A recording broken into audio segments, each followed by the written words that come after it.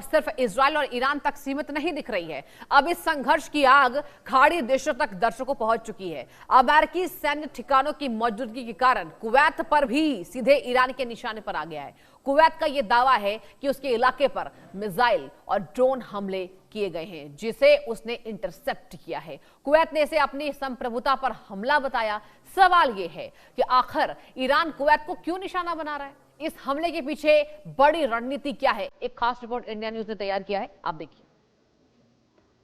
America, Israel और Iran के बीच युद्ध की आग कुछ समय के लिए धीमी पड़ती हुई जरूर दिखाई दे रही थी, लेकिन मौजूदा हालात को देखकर लग रहा है कि वेस्ट एशिया में तनाव की चिंगारी एक बार फिर भड़क चुकी।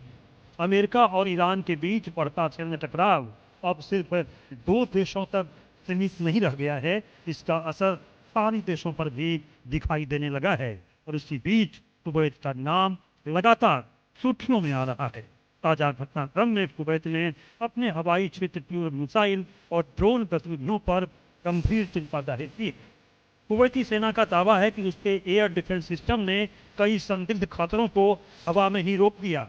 वहीं कुवैत के विदेश मंत्रालय ने इसे क्षेत्रीय सुरक्षा के लिए बड़ा खतरा बताते हुए अपनी संप्रभुता का उल्लंघन करार दिया है। आखिर क्यों है कुवैत ईरान के निशाने पर, इसे समझिए।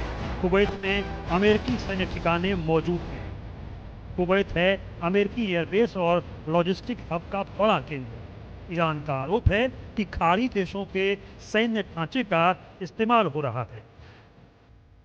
अमेरिकी मौजूदगी वाले देश ईरान के रडार पर हैं। इसी वजह से बढ़ा है कुवैत पर खतरा। अमेरिका ने ईरानी सैन्य ठिकानों पर कार्रवाई की है। जवाबी हमलों के बाद बढ़ी मिसाइल ड्रोन गतिविधियां। अमेरिकी दावा है कि कई मिसाइलें हवा में ही इंटरसेप्ट की गई। कुवैत का एयर डिफेंस हाई अलर्ट पर है। युद्ध में पक्षकार नहीं, फिर भी संकट में है कुवैत। अमेरिकी ठिकानों की वजह से खतरा बढ़ा है। इस पूरे संकट का असर सिर्फ सैन्य मोर्चे तक सीमित नहीं है।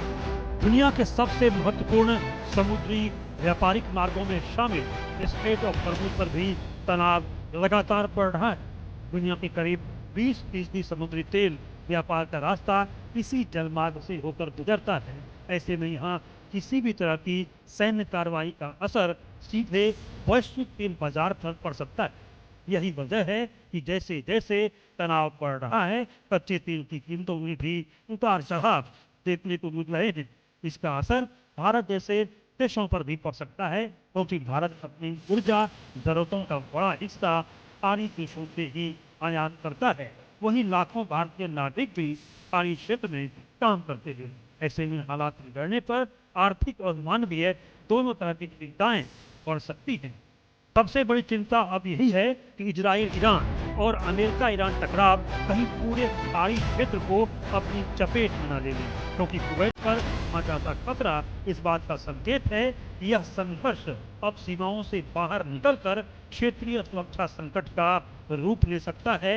और अगर यह आग और भड़की तो इसकी तपिश सिर्फ मिडिल ईस्ट नहीं बल्कि भारत समेत पूरी दुनिया महसूस करेगी। Bureau report, India news. चलिए आगे बढ़ते दर्शकों। मिडिल ईस्ट में एक बार फिर बारूद की गंध तेज हो गई है। Israel Iran